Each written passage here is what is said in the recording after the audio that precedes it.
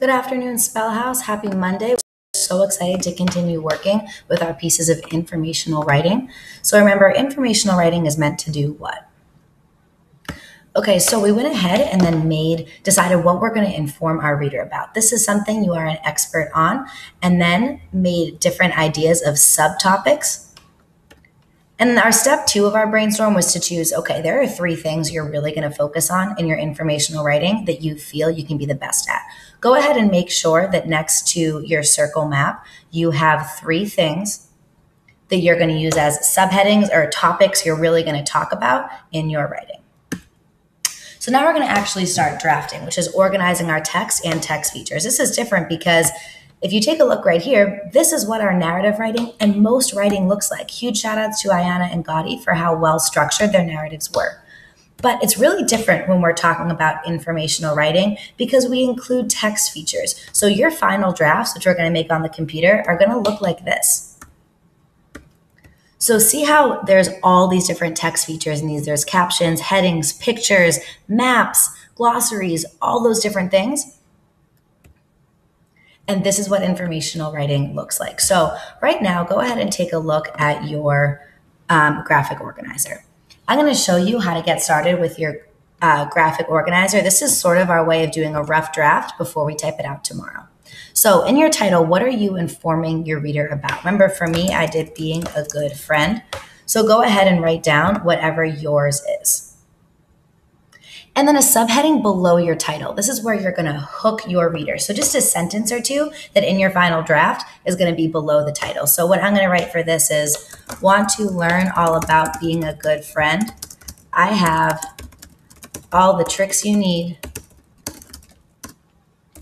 to learn how to make friends and keep them lasting a lifetime. So go ahead. Mine actually isn't too creative. I really want you guys to take a couple seconds and think about what's going to hook your reader to want to learn about this. All right, so now for one of the subtopics that you choose, that's where I want you to go back to your circle map.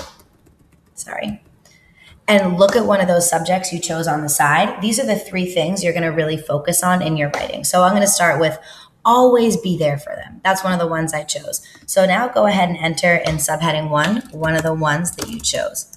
Mine is always be there, enter yours. Good, and then now you're gonna put 3 details about that subtopic. Try and make it as specific as possible so that someone can really learn about this. So for example, I'm gonna put, whenever a friend is going through a difficult time, you need to stand by their side. This will make you stronger because you experience challenges together.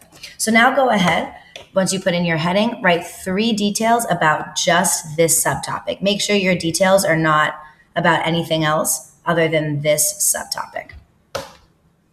Awesome. So now do the same exact thing with the next 2 boxes in your graphic organizer. Choose the other, I skipped to my number 2, but choose the other 2 things. Make sure you jot them down. And then you also write down 3 details about those subtopics. Awesome. So now that you have that done, here's some time to have a little bit of fun. Here's what you're going to do. Go ahead and just start searching in Google your topic, being a good friend. And you can look for images and maps and pictures and stuff like that that you're going to want to include in your informational text. But here's the key. You must absolutely make sure that all the information that you put in here is your own thoughts. You can't be doing research right now and add that because I want you to be the expert. But this Google search is really just going to be more about ideas, pictures, maps, stuff like that. And try and find ones that you think you definitely want to include when you make your final draft tomorrow. So being a good friend, maybe I want to learn some statistics. Let's search around there.